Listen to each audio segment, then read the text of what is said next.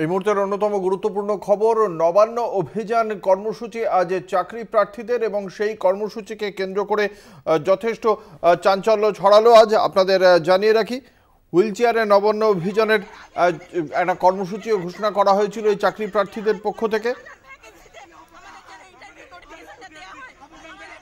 পর্ষদের বিরুদ্ধে ক্ষোভ উগরে দিয়েছেন চাকরি প্রার্থীরা। আপনারা যখন ওখানে পৌঁছালেন কি হলো?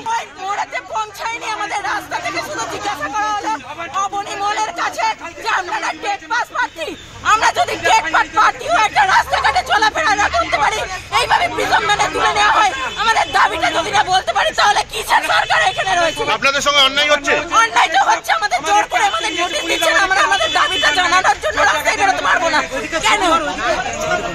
অনেকেই তো অনেক মিটিং মিছিল হচ্ছে, কই সেবেলায় তো কেউ দেখতে পাচ্ছে না। আপনারা কি চাইছেন এখন? এখনই অবিলম্বে 50,000 টাকা আমাদের ইন্টারভিউ নোটিশ দেওয়া হয়। আপনার নাম? শিল্পা পাল।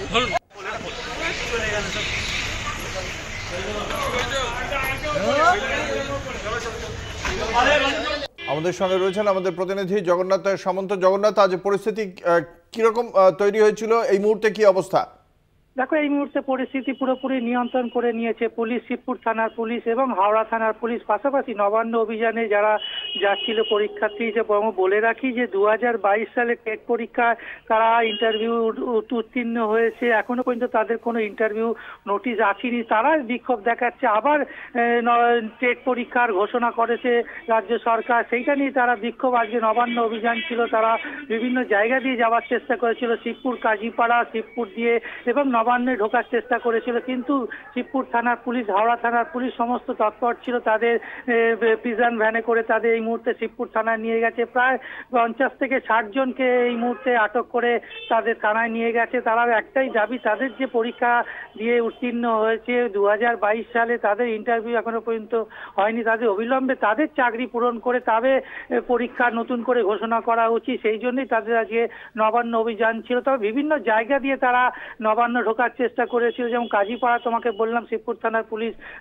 পরীক্ষার্থীদের অ্যারেস্ট করে যারা বিক্ষোভ দেখাতে যাচ্ছিল নবান্ন অভিযানে তাদের যেরকম করেছে, তার পাশাপাশি মন্দিরতলা দিয়েও তারা ঢোকার চেষ্টা করছিল, সেখানেও পুলিশ বাধা দেয় এবং তাদের আটক করে নিয়ে এই মুহূর্তে থানায় নিয়ে গেছে। তবে ধুমধুমার পরিস্থিতি তৈরি হয়, পুলিশের সঙ্গে ধস্তাধস্তিও শুরু হয়ে যায়। তাদের একটাই দাবি, তাদের আগে চাকরি যে ইন্টারভিউ, তাদের যে চাকরি পদে নিযুক্ত করা হোক, তারপরে পরীক্ষা ঘোষণা করা হোক নতুন করে। তাদের এই যে 2022 থেকে তারা অপেক্ষায় বসে আছে, এই নিয়ে তার 2022-এ টেট পরীক্ষার্থীরাই আজকে নবান্ন অভিযানে চাকরির দাবিতে তারা অভিযান করবে। এই মুহূর্তে এই মোট কতজনকে আজকে আটক করা হয়েছে? দেখো, এই মুহূর্তে প্রায় 60 জনের মতন আটক করা হয়েছে। এখন কি পরিস্থিতি স্বাভাবিক, যান চলাচল স্বাভাবিক? দেখো, যান চলাচল খানিকক্ষণ আগেই পর্যন্ত পরিস্থিতি একবারে উত্তপ্ত হয়ে গিয়েছিল, যেহেতু পরীক্ষার্থীরা ছোটাছুটি শুরু করে পুলিশের সঙ্গে ধস্তাধস্তি হচ্ছিল। তবে এই মুহূর্তে সবাইকে আটক করে শিবপুর থানায় নিয়ে যাওয়া হয়েছে, পরিস্থিতি নিয়ন্ত্রণে করেছে। এখনো পুলিশের বিশাল ব্রিগেড নজরদারি রাখা হচ্ছে, যাতে মন্দিরতলা এবং শিবপুর, কাজীপাড়া দিয়ে কোনোভাবে এই পরীক্ষার্থীরা অভিযান যাতে নবান্ন ঢুকতে না পারে, নজরদারি বিশাল পুলিশ এলাকায় পরিস্থিতি থমতে হবে। তবে এই মুহূর্তে পরিস্থিতি নিয়ন্ত্রণে। ধন্যবাদ। আমাদের সঙ্গে ছিলেন আমাদের প্রতিনিধি জগন্নাথ সামন্ত।